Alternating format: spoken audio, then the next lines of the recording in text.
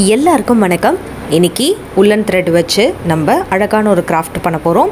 இந்த மாதிரி ரொட்டேட் பண்ணுறதுக்காக ஏதாவது ஒரு சிலிண்ட்ரிக்கல் ஆப்ஜெக்ட் எடுத்துக்கோங்க. இதில் நம்ம 30 டைம்ஸ் உல்லன் த்ரெட் இந்த மாதிரி சுற்றிட போகிறோம். அடுத்து பொறுமையாக இந்த உல்லன் த்ரெட்டை நம்ம அப்படியே வெளியே எடுக்கணும். இப்போது கம் பாட்டில் நம்ம யூஸ் பண்ணியிருக்கோம். நீங்கள் நெயில் பாலிஷ் கேப் யூஸ் பண்ணிக்கலாம், சிரப் பாட்டில் யூஸ் பண்ணிக்கலாம். எது உங்களுக்கு அவைலபிளாக இருக்கோ இந்த மாதிரி நீங்கள் யூஸ் பண்ணி அழகாக 30 ரோல் பண்ணி இந்த உல்லன் த்ரெட்டை நீங்கள் எடுத்துடலாம். இதோட சென்டரில் நம்ம எப்பொழுதும் போல் நாட் போட போகிறோம். நாட் போட்டதுக்கு பிறகு நம்ம என்ன பண்ண போகிறோன்னா ஒரு புல்புல் மாதிரி நம்ம ப்ரிப்பேர் பண்ண போகிறோம். ஸோ இதோட கார்னர்ஸ் எல்லாத்தையுமே நம்ம இப்போ கட் பண்ணிடலாம்.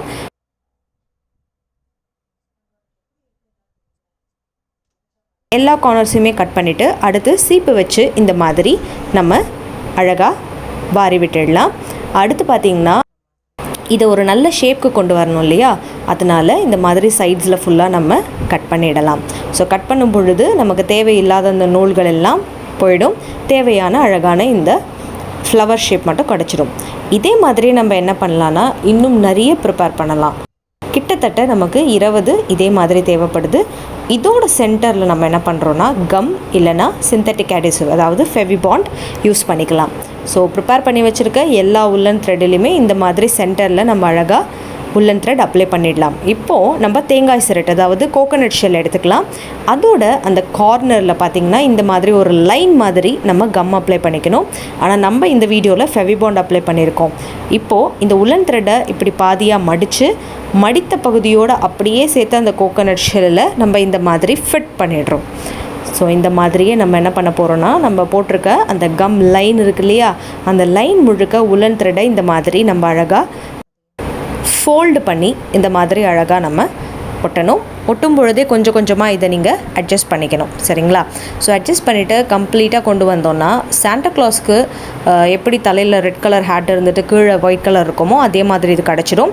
இதை நல்லா நம்ம அட்ஜஸ்ட் பண்ணி எடுத்துக்கணும்.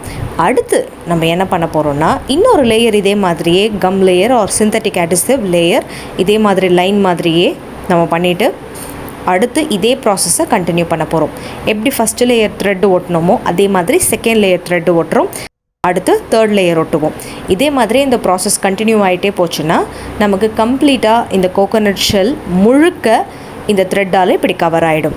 ஒன்ஸ் இந்த மாதிரி கோகோனட் ஷெல்லை நம்ம த்ரெட்டு முழுக்க கவர் பண்ணிட்டோம்னா வெளியே ஃப்ளஃபியாகவும் உள்ள தேங்காய் சிரட்டு இருக்கும்.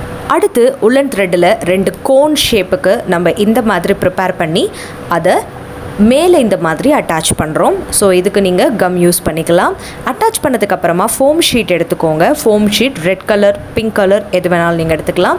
அதில் இந்த மாதிரி 7 to 8 சென்டிமீட்டர் கட் பண்ணிக்கோங்க, இல்லை 4 to 5 சென்டிமீட்டர் கட் பண்ணிக்கோங்க. கட் பண்ணிவிட்டு அதோட சென்டரில் நம்ம இந்த மாதிரி ஃபஸ்ட்டு ஒரு ஃபோல்ட் பண்ணி சென்டர் பாயிண்ட் என்னென்னு பார்த்துட்டு அங்கே ஃபெவிபாண்ட் எப்படி அப்ளை பண்ணிவிட்டு இந்த நீட் ஸ்ட்ரிப்போட கார்னர்ஸ்லேயும் நம்ம ஃபெவிபாண்ட் அப்ளை பண்ணிவிட்டு இது எல்லாத்தையும் ஒன்றா ஒரு 7 மினிட்ஸ் காஞ்சதுக்கப்புறமா இப்படி சேர்த்து மடித்தோன்னா நமக்கு அழகாக ஒரு ரிப்பன் மாதிரி கிடைக்கும்.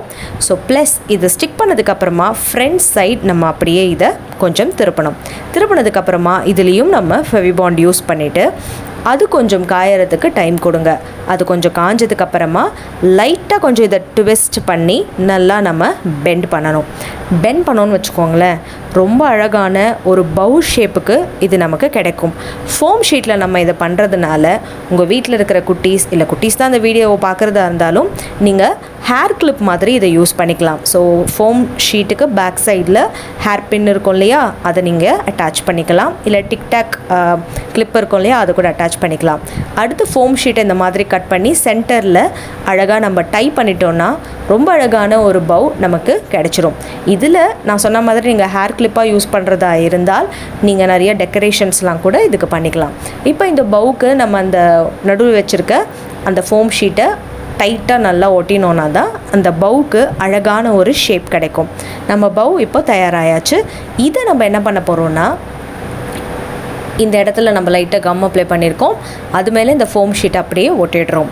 ஒட்டிய பிறகு அடுத்த வேலை நமக்கு என்னென்னா, இதே மாதிரியே ஃபோம் ஷீட்டில் பிளாக் கலர் ஃபோம் ஷீட் இருக்கும் இல்லையா, அதை கட் பண்ணி அதே மாதிரி எல்லோ கலர் ஃபோம் ஷீட்டுக்கு பிளாக் கலர் பார்டர் கொடுத்து கட் பண்ணிடலாம்.